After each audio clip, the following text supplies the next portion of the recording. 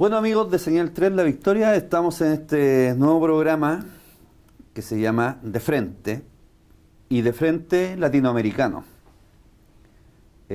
para conversar las cosas que no se conversan en otros medios de comunicación. Es difícil encontrar este tipo de entrevistas y también este tipo de entrevistados en medios de comunicación que le interese que la gente sepa la verdad. Además, gente que nos ilumine en esta oscuridad que tenemos, en este oscurantismo que tenemos desde cuando se creó la televisión para mí, porque además nos ha hecho mucho daño la televisión.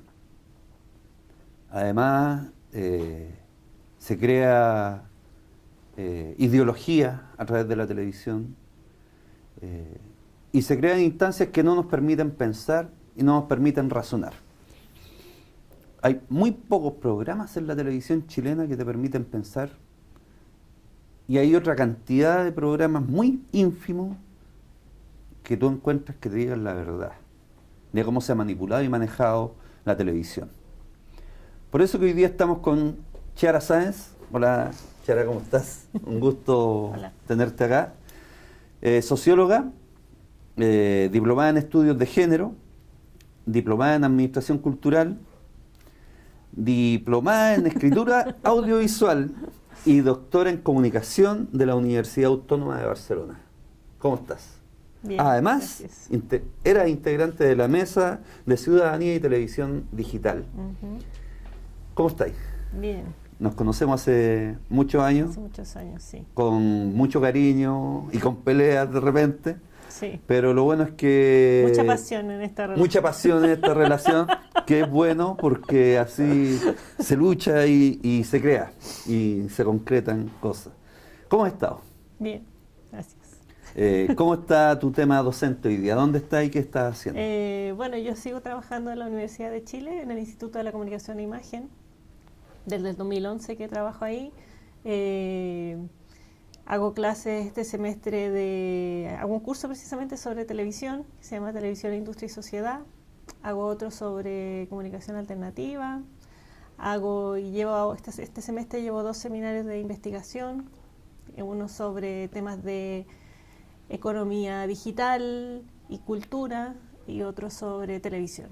Esos son los temas en los que estoy, digamos. Tengo ahora además un proyecto de investigación sobre cultura popular, de lo que podemos hablar más tarde, digamos, pero esas son las cosas en las que ando básicamente. Oye, hoy día estamos en tránsito a la televisión digital. ¿Por qué se hizo esta ley? ¿Y por qué esta ley apuntó solamente a la parte técnica de equipamiento y no a contenido? Bien, sí, esta ley se hizo básicamente por yo diría por una tendencia global, ¿sí? Que es que, digamos, todo el aparataje tecnológico alrededor de la televisión se está digitalizando, ¿sí? Y entonces en ese contexto muchos países lo que hacen es aprovechar de adecuar su legislación para el nuevo contexto, ¿sí? Nosotros prácticamente habíamos hecho un pequeño cambio en los fines de los 90, pero digamos que nuestros cambios en las leyes de televisión en general son, digamos, tras varios años, ¿ya? Entonces fue un momento de aprovechar. Sin embargo, digamos que el foco fue siempre no mover demasiado el funcionamiento del sistema tal como estaba, ¿sí? Es decir, cualquier cambio que fuera principalmente cosmético y no profundo, digamos, ¿ya?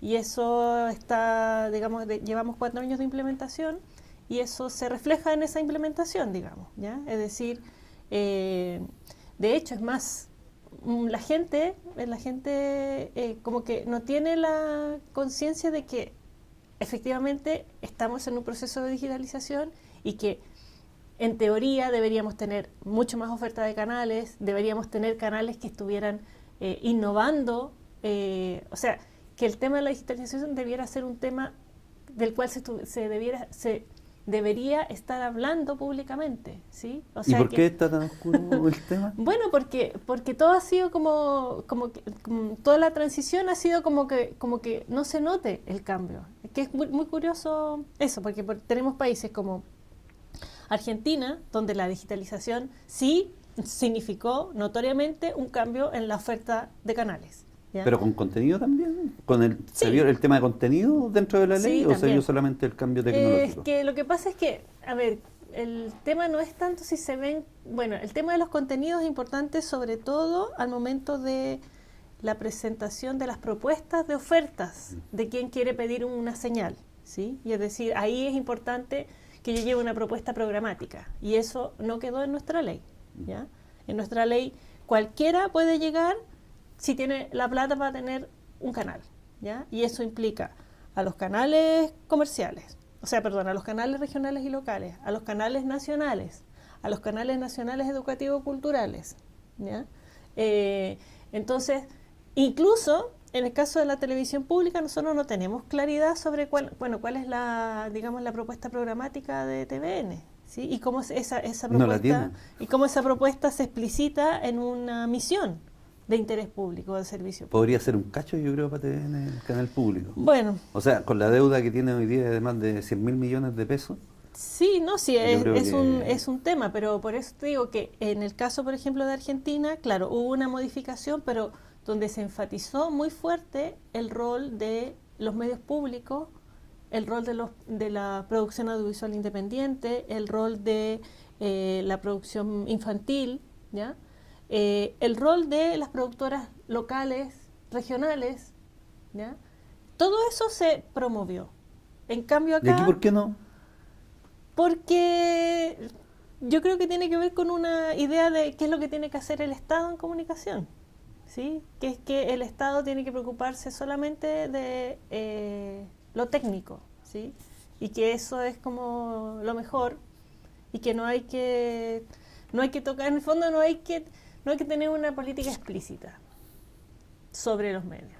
Eso es lo que yo creo que es la diferencia, ¿sí? Porque finalmente, claro, tenemos el caso de Argentina que pasa esto, pero también que eso tiene una serie de costos, va a tener una serie de costos también en la implementación de la ley, por el conflicto de la presidenta con Clarín, y cómo eso va a retardar, va a retrasar la implementación, por ejemplo, de la parte que tenía que ver más con radios comunitarias, televisiones comunitarias, ¿sí? Entonces, claro, yo creo que hay una cosa como de muy tecnócrata, por un lado en el caso de Chile, pero también hay una cosa un poquito como una un sobredimensionamiento de quienes pueden criticar esto, ¿sí?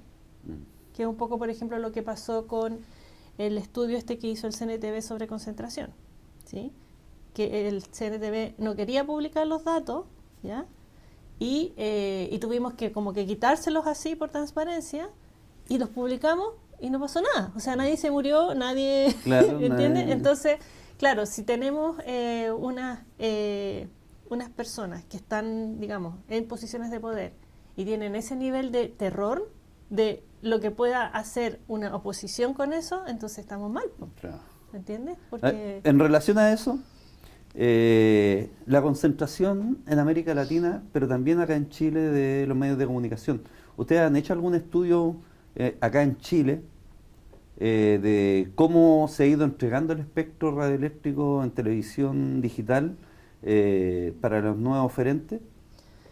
No hay una sistematización de eso, ¿ya? Porque de hecho es harto trabajo, o sea, a ver, ¿cómo decirlo? O sea, debería ser transparente. Y Es debería transparente, ser... es transparente la información. Claro. Entonces pero ahí uno va viendo... Es que y lo uno que pasa es puede que ir yo prendo mi tele, recogiendo. televisión abierta, y me encuentro al tiro como con 15 canales evangélicos.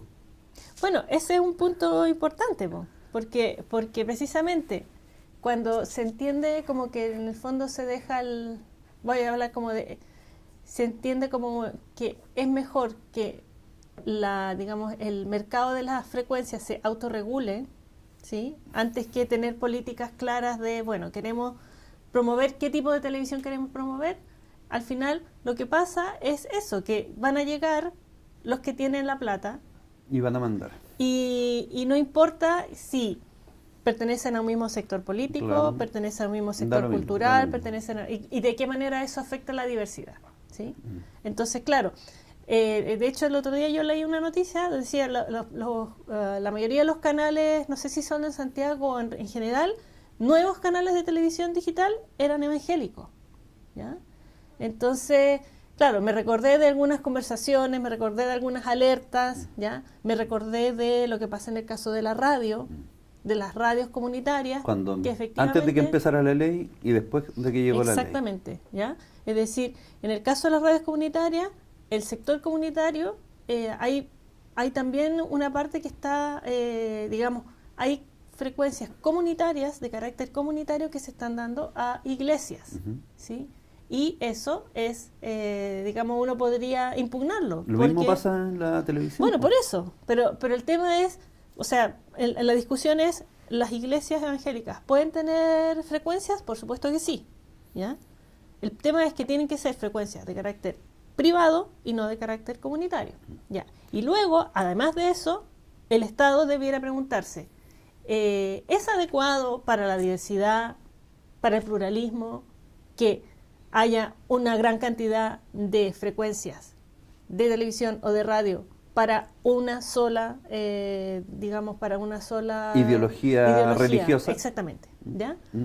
Porque efectivamente aquí se respeta la religión, pero ninguna otra religión pareciera, bueno, además de la católica, parece Los que adventistas podrían tener, Pero por los supuesto, mormones. todos podrían tener, Claro. ¿sí?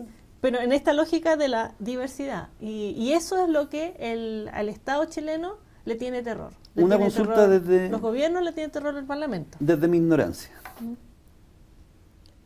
En países de Europa dejan que empresas extranjeras tengan medios de comunicación nacionales.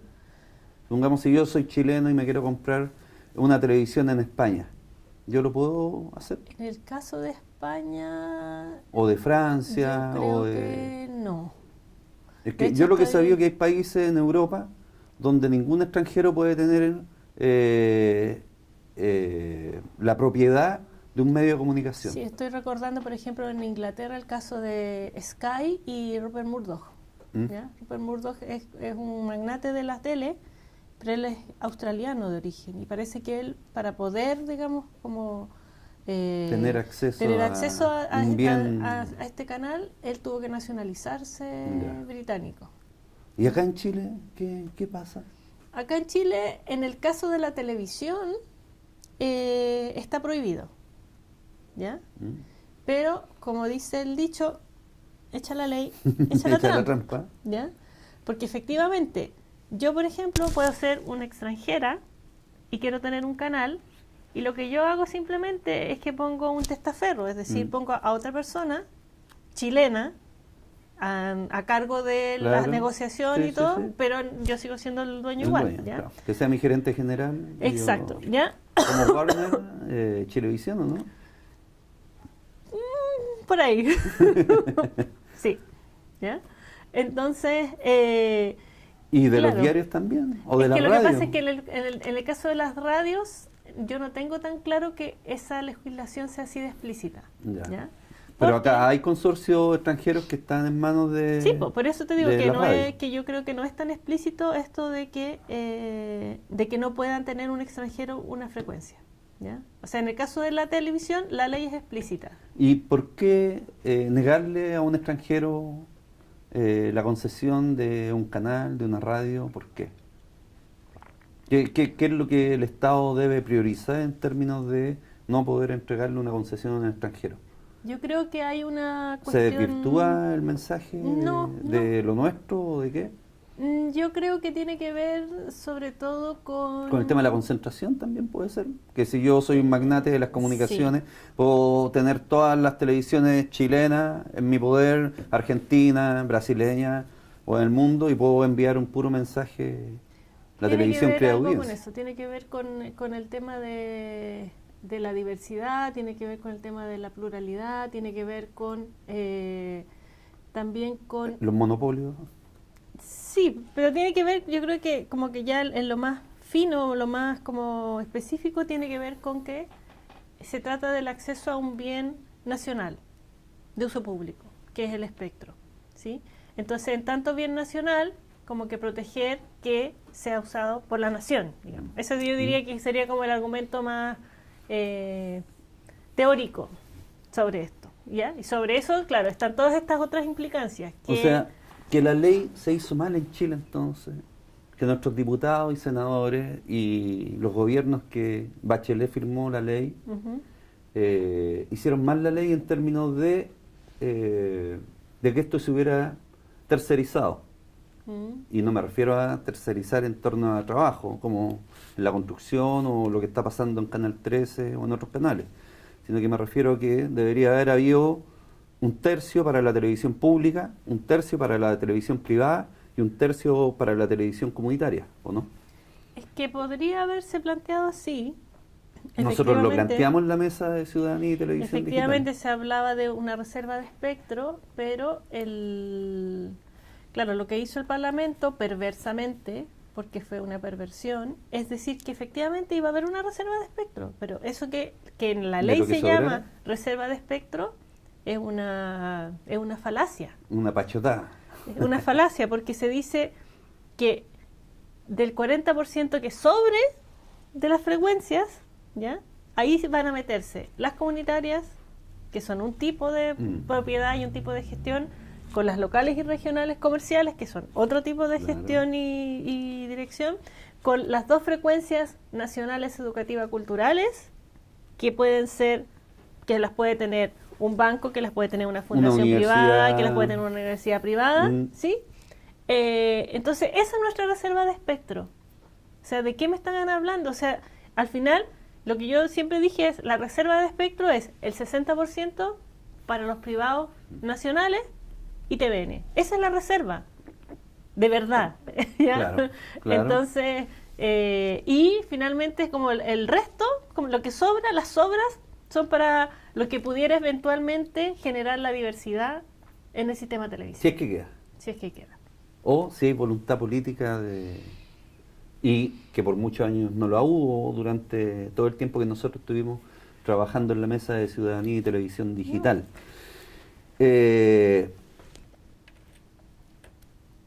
¿La ley cómo debería ser entonces?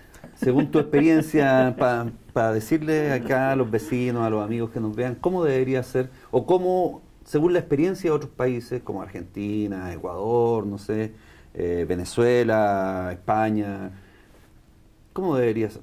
Porque yo me acuerdo, ojo, y que yo me acuerdo que veía canales comunitarios en España y que ya no eran canales comunitarios, sino que ya era el llame ahora, llame ya, el tarot y todo eso, porque al final no hubo apoyo del Estado español al desarrollo de la televisión comunitaria, entonces se transformaron en canales comerciales. Sí, sí. Bueno, yo escribí un libro, ¿ya? Hace 4 años, que precisamente habla del proceso de la digitalización. Lo compré, sí, habla del proceso de digitalización y se refiere también a lo que ocurrió en otros países, etcétera. Y mi tesis es que en el contexto nuestro, ¿sí? En el contexto en el que nosotros tenemos aún un sistema dominantemente comercial, centralizado, ¿sí? Porque las televisiones locales y regionales no tienen, o sea, la relevancia, por ejemplo, económica que tienen, la relevancia que tienen de audiencia, no es comparable con la que tienen los canales de alcance nacional, aún en las regiones, ¿ya? Entonces tenemos un sistema privado comercial dominantemente centralizado desde Santiago, ¿ya? Y una televisión pública famélica, ¿sí? Es decir, la única televisión pública del mundo que se tiene que autofinanciar. Ese era el escenario en el cual se discutía la ley, ¿sí?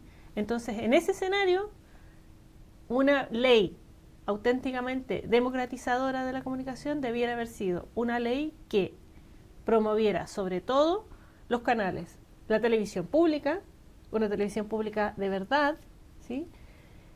Los canales de carácter comunitario y también los canales de carácter regional y local, es decir, promover la descentralización. ¿Y universitarios también, o no?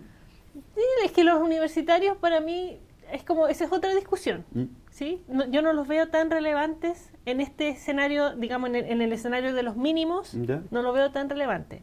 en el escenario concreto nuestro, es posible que las televisiones universitarias sean las que puedan aportar en la diversidad que el sistema necesita, ¿sí? El punto es que las televisiones universitarias, salvo el canal de la Universidad de Chile y el de la UCB, todos tienen un alcance muy acotado a una localidad o a una región, ¿sí?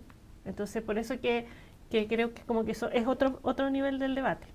Ya. Oye,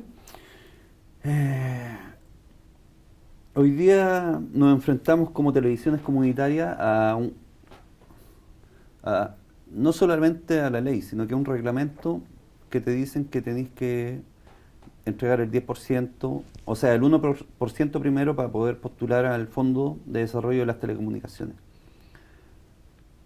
Se suponía que no habían bajado las barreras y te piden después una boleta en garantía por el 15% del fondo, que son 34 millones, el 15% son 5 millones 100, y después cuando uno empieza a transmitir te piden el 10% del proyecto. ¿Tú crees que las televisiones comunitarias con esas barreras van a poder acceder a este fondo y al desarrollo de... ¿Y por qué es necesario además tener televisiones comunitarias? Mira, una cosa que yo siempre discutí en el contexto del Consejo de la Sociedad Civil de Telecomunicaciones fue precisamente... ¿Las barreras? Sí, pero antes que eso es que el Estado no... En telecomunicaciones, puede posiblemente en otros sectores también, pero en telecomunicaciones el Estado no distingue entre privados comerciales y privados con finalidad social, no. ¿sí? Que serían en este caso los comunitarios. Es decir, le pide a los comunitarios lo mismo que le pide a los comerciales, ¿sí? Entonces, de hecho, eso podría haber una acusación por discriminación, ¿sí? Es decir, los concursos se podrían impugnar por discriminación. Correcto. ¿Y ante quién se impugnan esos concursos? Bueno, Contraloría, supongo. ¿Ya? Y ¿Tribunal Constitucional? Tribunal Constitucional. Pero además se puede ir a un tribunal internacional en caso de que estos dos anteriores fallen. Exactamente. Pero hay que esperar el proceso de que... Exactamente. ¿Ya? Entonces, claro, esto yo pensé que después de todo lo que habíamos alegado en el Consejo de Telecomunicaciones, pensé que habíamos hecho mella siquiera, ¿no? Y que cuando se hicieran ¿cómo se dice? Estos convocatorias, efectivamente se considerara la especificidad de los comunitarios. Que se iban a bajar las barreras. Pero claro, que se especificara en algo así, como estos tienen otra finalidad, o sea, no les podemos pedir cheque en garantía de 20 millones como le podemos pedir a una empresa. Claro. ¿Sí? O sea, nos tratan como empresa. Exactamente, ¿ya? Entonces claro, que el problema ahí es que se diluye la especificidad de lo comunitario. ¿Ya? Así que hay camuflado con la iglesia, con los canales locales. ¿Ya? Entonces ahí viene la otra pregunta, ¿por qué es importante o por qué es relevante la televisión comunitaria, los medios comunitarios? Bueno, porque son medios que pueden dinamizar a las comunidades y pueden mantenerlas activas o críticamente activas, ¿sí? En relación a lo que pasa en su entorno, pero también en relación a lo que pasa más allá de su entorno, ¿sí? Es decir, las televisiones comunitarias pueden tener un rol súper importante en términos de, podríamos decir, de construcción de ciudadanía, de democracia, de diversidad, de cultura, todo eso, de educación. ¿ya? Pero, y de información. Claro, pero por ejemplo, nada de eso está en ninguna parte de la ley. Es decir, yo puedo llegar y decir, oye, yo quiero una frecuencia comunitaria, pero como yo no tengo que presentar una propuesta, es como que no importa si tú dices que eres comunitario, pero si efectivamente tu comunidad participa. Es como el fondo del CNTV, que se suponía que era para el apoyo de los canales comunitarios. En este último fondo no se ganó ni un canal comunitario el fondo, y era para apoyo a los canales comunitarios. Es que por eso, porque y para la diversidad, pero No ellos, entienden que... es que ellos hicieron una definición de comunitario que no era, Claro. que estaba equivocada, digamos, ¿ya? que no era adecuada. No era específica para esto, digamos, para este sector. O sea, no. Por eso es como si yo te dijera, no, televisión comunitaria es la televisión que hace contenido de calidad. Ya. Ya. Es que ¿Y la cómo televisión voy a pública... financiar ese contenido No, de pero calidad la si- televisión pública también se puede definir como televisión. Y una televisión evangélica también puede decir, yo sí, hago producto... Entonces, ¿dónde está la especificidad? la diferencia entre una y otra? ¿Ya? Mm. Entonces, a eso le tiene terror yo diría que en general toda la élite política le tiene terror a definir qué es televisión pública, le tiene terror a definir qué es televisión comunitaria. Le Bueno, tiene terror, dentro terror. del Consejo Nacional de Televisión no nos querían dar la concesión a nosotros porque éramos los terroristas y extremistas de la victoria. Pero más allá de eso, ¿qué nos queda entonces a las televisiones comunitarias? ¿Qué camino seguir en términos de...? Porque además, hace años atrás había un informe de la Unión Europea donde decía que con las televisiones comunitarias se profundizaba la democracia. Pero parece que nuestros parlamentarios no leyeron, no fueron capaces de leer ese informe, los diputados y senadores o los ministros de comunicaciones no fueron capaces de leer ese informe de la Unión Europea, porque no han entendido, parece, el rol de las televisiones comunitarias. Y además somos un país que estamos en la OCDE. Entonces, o a lo mejor para algunas cosas estamos en la OCDE y para otras no. ¿Qué Bueno, no sé. Ayer salió un estudio, no sé qué, que Chile es el país número 1 en desarrollo humano en América Latina. ¿Ya? Y yo pensaba, ¿cómo se dice? ¿Quién habrá hecho ese informe? No, yo pensaba, el tuerto en el país de los ciegos. Claro, ¿ya? correcto. O sea, claro, si por supuesto que estamos mejor que, no sé, que la situación económica en Argentina, los paramilitares en Colombia, el narcotráfico en México, por supuesto que estamos mejor, pero nosotros tenemos nuestros propios fallos, es decir, como en las macro cosas, digamos, en las macro medidas nosotros aparecemos como súper bien, ¿sí? O incluso... O sea, el índice per cápita es de más de $30.000. Claro, ¿dónde están mis $30.000? ¿Dónde? Pues yo los necesito. Todos los días, o sea, todos los meses necesito para llegar a eso. Sí. Entonces, de repente nos están mintiendo. No, si el problema más grave es el problema de la desigualdad en Chile. Oye, pasando a eso, hoy día está en boca de todos los medios de comunicación el tema de los estudiantes que... es que fue una verborrea en los canales ver cómo unos estudiantes en el INBA casi masacraban a un Paco, a un policía. Pero nunca vi la contraparte. Nunca vi...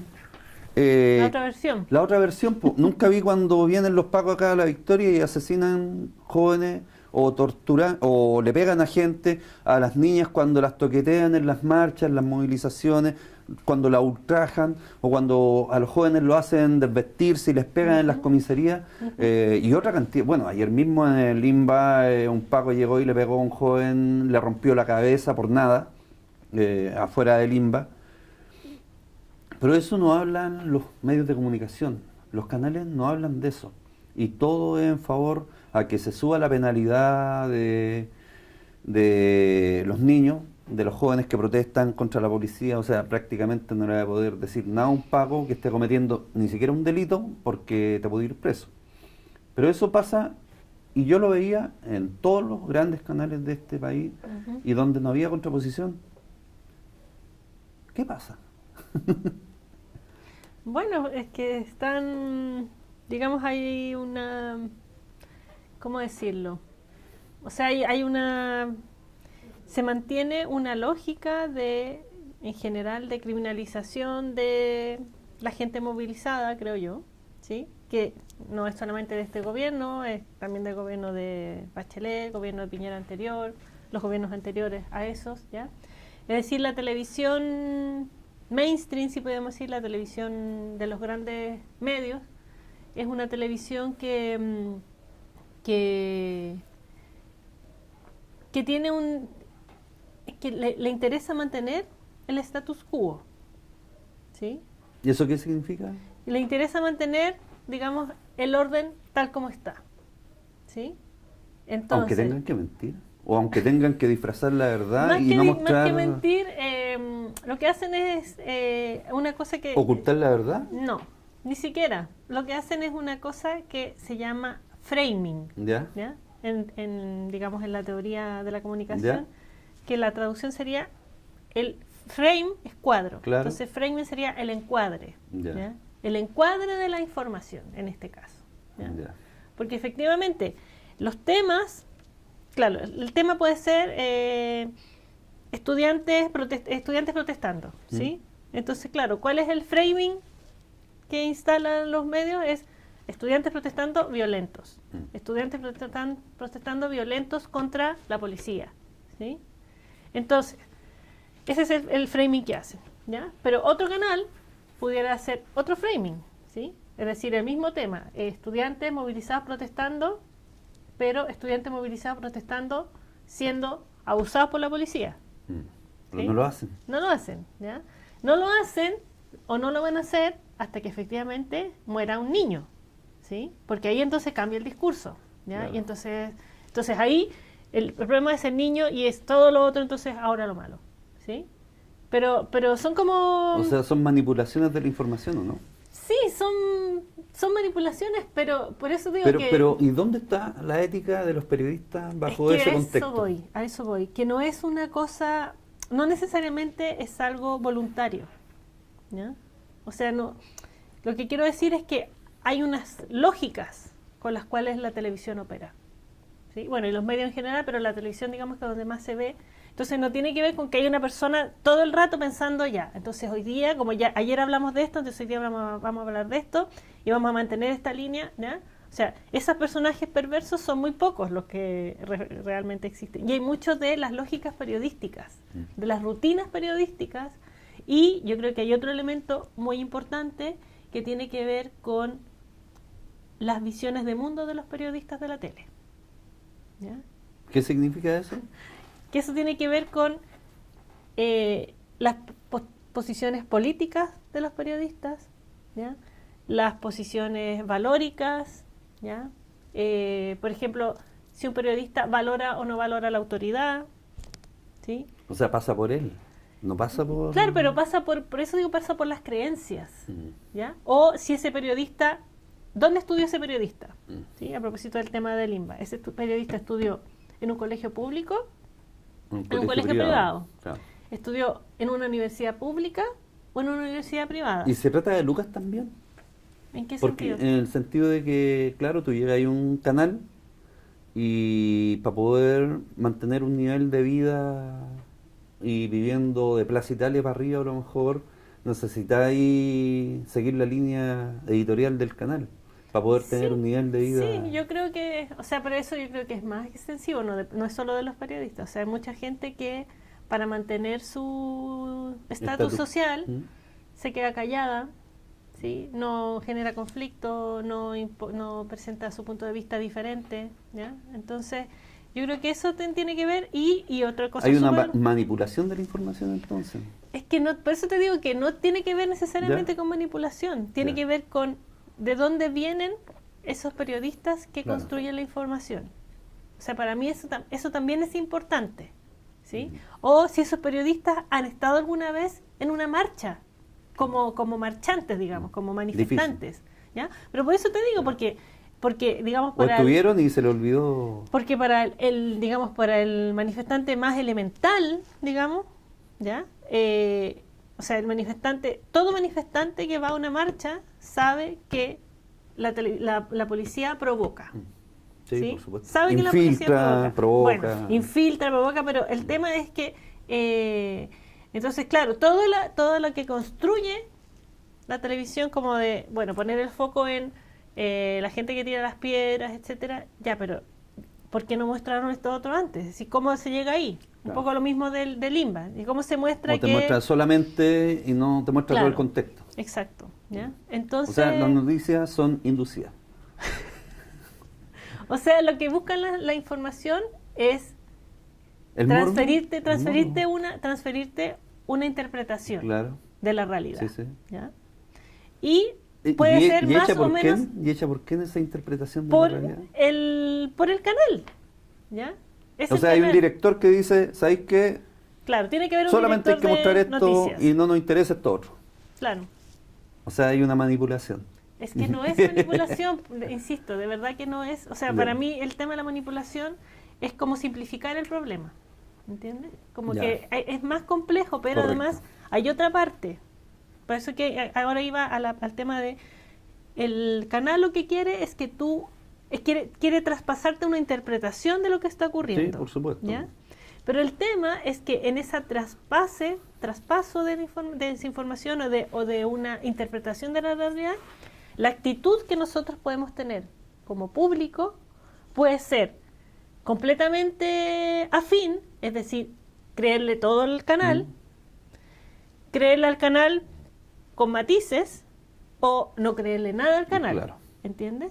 Entonces, por eso que el discurso de la manipulación se cae, porque no todo, o sea, nosotros como público, como audiencia, también tenemos capacidades para darnos cuenta de esto, ¿sí? Es decir, tú te das cuenta, pero tú no eres el único que se da cuenta. Claro. Hay muchas personas muchas que se dan personas que se cuenta, dan cuenta, ¿sí? claro. El tema es cómo uno mantiene la resistencia cuando todo es un bombardeo de información en un mismo sentido.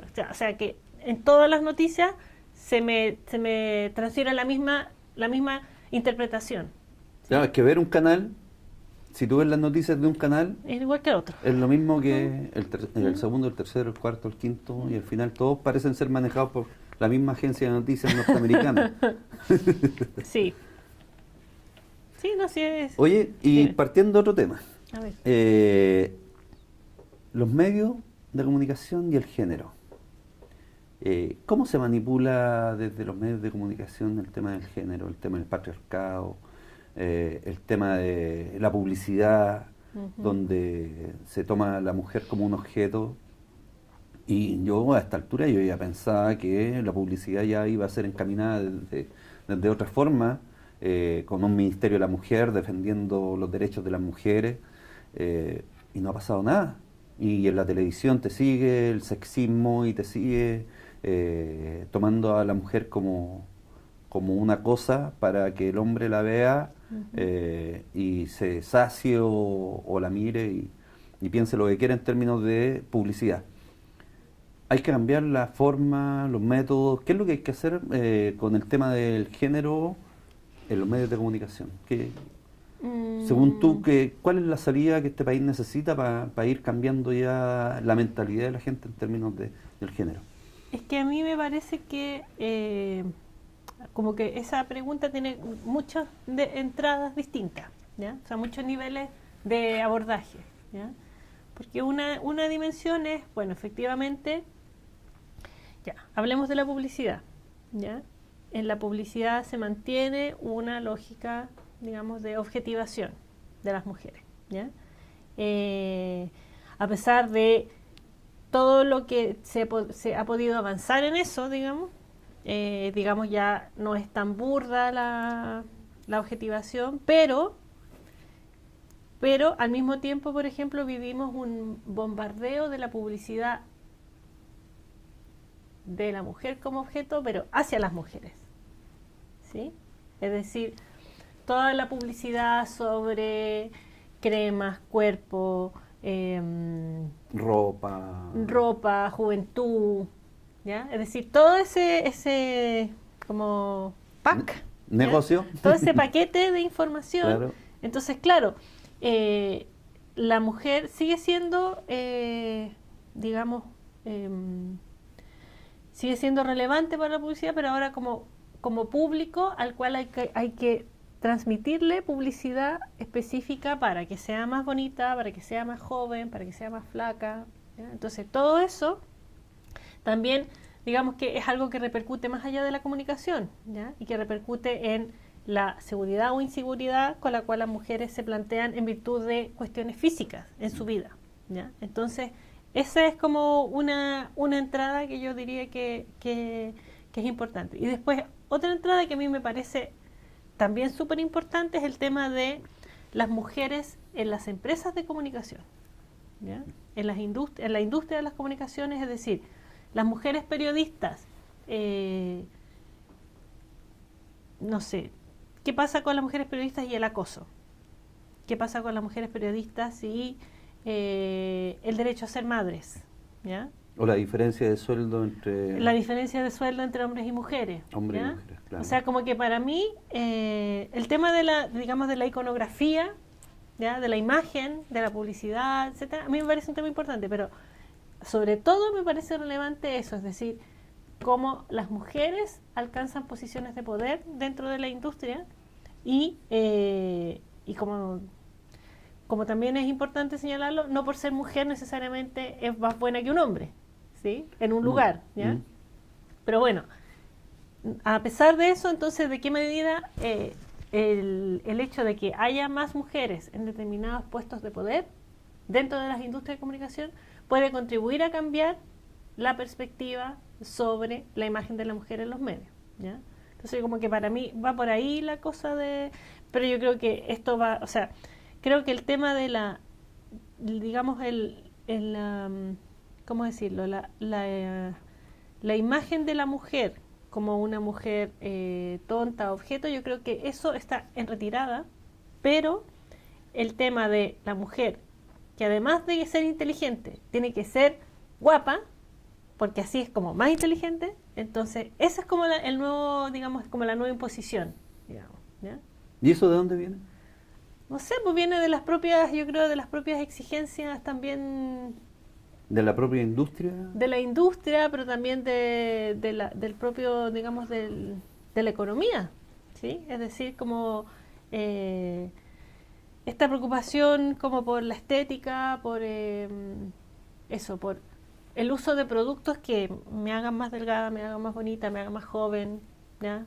Las arrugas, la celulitis, etcétera. O sea, todo eso está, porque básicamente la pregunta aquí es, ¿qué mujer que aparezca en la televisión es gorda o es fea? En la publicidad misma se ve. ¿Ya? No, pero por ejemplo en los programas de televisión. Claro. ¿Ya? Sí, o sí, sea, sí. no hay gente común. No hay gente común. Hay estereotipos. ¿Ya? O sea, por ejemplo, no sé, me acuerdo que la otra vez yo leía que cuando a Beatriz Sánchez entró al Canal 4, ella dijo como que lo primero que dijo es: yo no voy a adelgazar. ¿Ya? Entonces, claro, eso implica como, primero, tener mucha seguridad en uno mismo. Claro, ¿no? Por supuesto. O sea, como decir, o sea, como yo vengo, pero a mí no me impongan nada, ¿sí? Pero claro, el tema es que mucha gente está dispuesta a, digamos, dejarse imponer para seguir en este espacio, ¿entiendes? Porque la televisión es como una adicción para los que están ahí. No, hay gente nadie quiere irse cuando llega. Claro. ¿Por qué? Escucha, por las lucas, por la... ¿Todo por las lucas? No, pero también por la cuestión por estar ahí, pública, digamos. Claro. O sea, por crear audiencia, porque la gente te crea, la gente te ve, la gente... Sí. Entonces, ¿cómo desde los sectores populares podemos enfrentar esta televisión? Uf. Yo creo que... Donde no hay acceso a la televisión. Mira, o yo al creo desarrollo que... de la televisión. Yo creo que hay una tarea muy importante que se puede hacer en términos de lo que antes se llamaba educación de medios, ¿sí? Que es, en el fondo, cómo enseñarle a la gente a ver tele, cómo enseñarle a la gente a escuchar la radio, cómo enseñarle a la gente a navegar por internet, ¿sí? Es decir, hay entender en el fondo como toda la dimensión más política y comercial que hay detrás de los medios, ¿ya? Y que cuando nosotros nos enfrentamos a ella así sin estas herramientas, como que nos parece todo natural o normal, ¿sí? Entonces, cómo desmontar eso, como entregar herramientas, compartir herramientas. De hecho, podrían hacer un programa sobre eso, ¿ya? Un programa, digamos, en varios capítulos sobre eso, sobre, por ejemplo, no sé, o sea, así como en el caso de la tele, otro ejemplo, ¿qué entrego yo a Facebook cuando entrego mis me gusta, por ejemplo? ¿Sí? O sea, ya cambiando... Estás entregando información. Claro, sí, pero en el fondo, ¿cómo eso se me devuelve después a mí? Hay un caso súper interesante sobre un estudio que hizo una ONG brasileña que trabaja sobre temas de género y tecnología. Entonces, ellas descubrieron cómo está, sobre todo Facebook, qué hacía Facebook con tus datos sobre la regla, sobre la menstruación, ¿ya? Es decir, cuando tú estabas en Facebook, estado de ánimo... Te mandaba publicidad de... Exacto, ¿ya? Te mandaba publicidad o con los embarazos, ¿ya? Ropa para los... Primero, la ropa para los niños, claro. Pero después, a los 3 meses, 4 meses, estás deprimida, te sientes gorda, claro. Quieres bajar de peso, ¿ya? Entonces, ¿cómo... manipulan... ¿Cómo, digamos... O se aprovechan de tu información que tú entregas. Esta discusión sobre los medios o la comunicación y género, o sea... Tenemos los medios tradicionales, pero tenemos que esto adquiere como nuevas dimensiones. Somos una mercancía. Adquiere nuevas dimensiones digamos, en las redes sociales, ¿ya? Es decir, cómo eso también merma mi seguridad. Es decir, yo estoy súper, yo tengo una guagua, ¿sí? Estoy gorda, tengo las hormonas movidas para cualquier parte y estoy hipersensible, me siento fea porque estoy, digamos, con mi cuerpo todavía post embarazo. Sí. Entonces una red, cualquiera me diga, ¿te sientes gorda? ¿Necesitas ayuda? ¿Quieres adelgazar? ¿Ya? Entonces, claro, uno se siente que, digamos, recogida en esto, pero eso es también manipularte. Claro. ¿Sí? Es manipularte porque en el momento en que tú estás más sensible, te ofrece algo para que tú lo compres. ¿Ya? O sea, pero eso pasa en Google y pasa en todo. Yo me he dado cuenta de que hemos buscado algún equipo aquí para el canal, y después te empiezan a llegar información. Bueno, pero por eso te digo que cuando hablamos de educación de medios hablamos de estas cosas, ¿ya? Y por ejemplo, saber que hay buscadores que no dejan huella, ¿sí? Entonces, si tú usas buscadores que no dejan huella, entonces esos buscadores nunca te van a mandar en publicidad así, ¿ya? ¿Entiendes? Pero claro, eso no lo sabe toda la gente. No, pero por eso te digo, claro. Hay que hacer clases de manejo en redes sociales de tu información. Sí, manejo en redes sociales, pero en general, yo diría, es que ya no se llama así, pero antes se llamaba así, educación de medios, ¿ya? Sí, que es como, en fondo, cómo uno consume, es decir, igual como uno tiene que saber, no sé, cómo consume uno alimentos, y sabe que unos tienen más grasa, claro, que son más saludables, otros menos saludables. Lo mismo con la comunicación. Con la comunicación, ¿sí? Es decir, ¿cuál es mi dieta ahí? ¿Mm? Oye, entonces, ¿cómo nos han colonizado a través de la televisión y a través de los medios? ¿Cómo nos han metido el bichito de que todos somos una mercancía, de que todo es transable, todo es negociable, y de que nos siguen además metiendo esto de nos colonizan a través de los medios de comunicación? Uh-huh. Bueno, ahí el tema más, digamos, el tema más evidente, sí, es el tema de que uno lo observa sobre todo, por ejemplo, en la ficción, ¿ya? En los dibujos animados, ¿ya? Lo que me habláis del ratón Mickey. ¿Ya?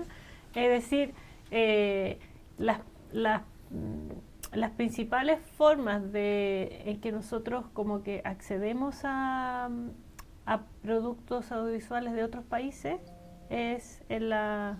Uy, esa soy yo. Sí. O sea que la televisión chilena siempre ha tenido, desde su origen, productos de ficción principalmente, y luego dibujos animados o programas para niños de origen extranjero. ¿Sí? Es decir, estamos hablando de Bonanza en adelante, digamos. Claro. ¿Ya? Entonces, claro, uno puede decir, bueno, eso es inocente, o como que no influye, ¿sí? Pero sí puede influir, ¿ya? ¿De qué manera? No, entonces lo que yo te comentaba era ¿Ya? sobre el libro este de Matelar y Dorfman, que se llamó Para leer al Pato Donald, ¿sí? Que es un libro que se publicó el año 72, si no me equivoco, en el contexto de la Unidad Popular. Antiguo. Y es interesante ese libro porque precisamente es un libro que surge a solicitud de los trabajadores de la editorial Quimantú. ¿Ya? ¿Por qué? Porque la editorial Quimantú, a pesar de que había sido, digamos, había pasado a propiedad del gobierno, del Estado, Sí. Y que tenía una serie de productos, digamos, en la línea de la Unidad Popular, seguía imprimiendo productos comerciales, digamos, ¿ya? Por los contratos que tenía, no sé, Sí, por supuesto. Vanidades, Buen Hogar, Sí. ¿ya? Selecciones del Río Hoy. Ortiz, ¿ya? Y dentro de eso las revistas de Disney, ¿ya? Entonces, lo que decían los trabajadores y lo que le solicitaron a Armand Matelar y a Ariel Dorfman es como que problematizaran esto, o sea, como qué pasaba con este tipo de productos culturales, que eran las historietas, ¿ya? Las historietas para niños. Entonces, a partir de ahí sale este libro que se llama Para leer al Pato Donald, y que precisamente uno de los tópicos que denuncia este libro es el colonialismo a través de las historietas de Disney, ¿ya? Entonces, ¿cómo se expresa ese colonialismo? ¿Ya? Precisamente en esto, en la interpretación que impone, digamos, la historieta de determinadas cosas, ¿sí? Entonces, ¿qué dicen? ¿Qué es lo que critican o qué es lo que observan Matelar y Dorfman? Es, bueno, que Tío Rico o el Pato Donald o sus sobrinos, por ejemplo, cuando hacen aventuras y van como a los lugares así como exóticos, Sí. entonces siempre se encuentran con, digamos, los indios o los negros, ¿ya? Son gente inocente pero tonta, ¿sí? Y que es súper generosa, por lo tanto se les puede engañar, ¿ya? ¿Qué más? Y como no les importa la propiedad privada, entonces ellos pueden llegar y apropiarse de sus riquezas y de sus bienes, ¿ya? De los mensajes que ¿Ya? Entonces, claro, es súper interesante esa visión, digamos, porque y este libro tuvo una repercusión súper importante a nivel internacional, se publicó como en 20 idiomas, ¿ya? En no sé cuántas ediciones, ¿ya? Porque fue muy polémico. Claro, ¿sí? por supuesto. Fue polémico porque, claro, como mostraba en el fondo como la pérdida de la inocencia de algún modo, ¿sí? Porque, claro, porque siempre se ha hablado, claro, de los medios, la influencia, cómo en el fondo pueden influir en las visiones del mundo, bla, bla, bla, pero claro, nunca se había tocado un producto para niños, ¿sí? Entonces, claro, ahí aparece toda esta cuestión de como digamos, finalmente del imperialismo cultural también, ¿ya? Y cómo en el fondo a través de estos productos de Disney de algún modo se inoculaba esa visión, ¿ya? En la gente precisamente de estos países, Claro. ¿ya? Entonces, Además desde niños, desde niños. ¿ya? Entonces, Por claro, eso estamos tan cagados. entonces, claro, ¿cuáles dos como lecturas que surgen a partir de ahí? ¿Ya? Una, bueno, veamos la trayectoria de Disney, ¿sí? Y, por ejemplo, enlacémoslo con las discusiones que teníamos sobre medios y género, ¿ya? ¿Qué pasa con las princesas de Disney? ¿Ya? O sea, cómo las princesas de Disney, si todos los personajes femeninos de Disney, de las películas y todo, o sea, cómo también hay una serie de estereotipos sobre lo que tiene que ser una niña, Claro. ¿sí? Una princesita. Una princesita, ¿me entiendes? Entonces, claro, uno ve una continuidad, ¿sí? Y claro, y ve también que no es un discurso, y por eso que es efectivo, o puede ser influyente, porque no es un discurso, ¿cómo decirlo? Como Es un discurso burdo. solapado. Es un discurso sutil, ¿ya? Es muy sutil, entonces solo teniendo una perspectiva muy crítica, uno como que puede ver eso, Es difícil. ¿ya? Sobre todo en los sectores populares. Claro, y sobre Muy todo con difícil. las niñas, Claro. ¿sí? Porque claro, digamos que las niñas hasta los 10, 12 años mantienen esa idea de Claro. que son princesas, ¿ya? Correcto. Y claro, y cómo eso después afecta la construcción de las relaciones Humanas. heterosexuales, digamos. Claro, ¿ya? correcto. Y bueno, y otro tema ahí también es, bueno, solo parejas heterosexuales en Disney, Claro. ¿ya? Salvo creo que no sé si ahora están probando hacer algunas cosas como más abiertas Para que no de lo mente, acusen de... ¿ya? Pero claro, es un tema, digamos, los productos para niños y cómo esos productos para niños, y sobre todo porque nosotros no tenemos una industria nacional de programación infantil. Claro. O de Correcto. cine para niños, No. ¿ya? No tenemos eso. De animación. Una animación, Mm. ¿ya? Hubo un intento, y yo creo que ahí es importante como destacar, ese intento que hubo desde el CNTV cuando Patricia Politzer era presidenta del CNTV, que se intentó levantar desde el CNTV una política de programación infantil financiando a través del fondo CNTV, y de ahí salió, digamos, lo más exitoso que salió de ahí fue 31 minutos, Claro. ¿sí? Pero el tema es que, claro, el CNTV aportaba una parte, pero los canales tenían que ponerse, po. Claro. Y los canales se pusieron un ratito nomás y ya Después... dejaron caer Y eso que era un buen producto, 31 minutos. Sí, o sea, por eso digo, 31 minutos ha seguido porque ellos, bueno, han sido capaces de reinventarse, Correcto. y hacer películas, y hacer estas como conciertos que hacen, Claro. etcétera. Pero claro, todos los otros productos que surgieron de ese momento, todos, digamos que tuvieron un inicio y un fin, ¿sí? Porque también ahí, o no hubo capacidad de eso, de darle estas salidas que vieron la gente de 31 Claro. minutos, pero también porque no hubo un interés, o sea, no hubo interés de invertir por parte de los canales en la programación infantil. Ya.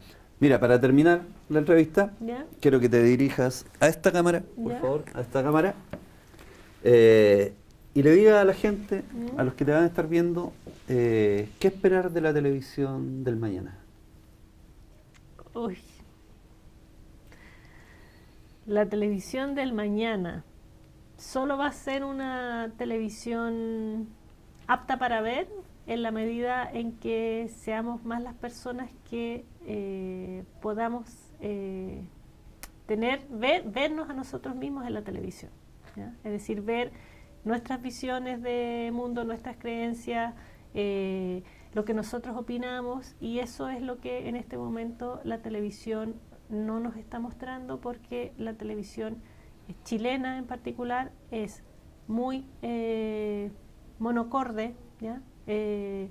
No es una televisión que apueste por la diversidad, no es una televisión que apueste por la diferencia, es una televisión muy timorata, muy conservadora, tanto en la forma como el contenido. Entonces, a la medida que eso no cambie, la televisión de mañana va a seguir en picada como hasta ahora, es decir, bajando en índice de audiencia, porque la gente está buscando otras vías para comunicarse y para informar. Bueno, te queremos agradecer por habernos acompañado en esta entrevista, el iluminar en este camino tan oscuro de nuestra vida, en los sectores sobre todo populares, en términos de comunicación y de falta de información, que es por lo que por lo general se adolece en los sectores populares, y donde además están los medios, que se crea audiencia, que se maltrata a la gente, que se estereotipa. Por lo tanto, te agradecemos el haber estado acá. Esta es tu casa, puedes venir cuando quieras, y también a otra entrevista, hablar de otros temas que también a ti, como doctora en comunicación, te interese también que la gente pueda aprender y pueda entender.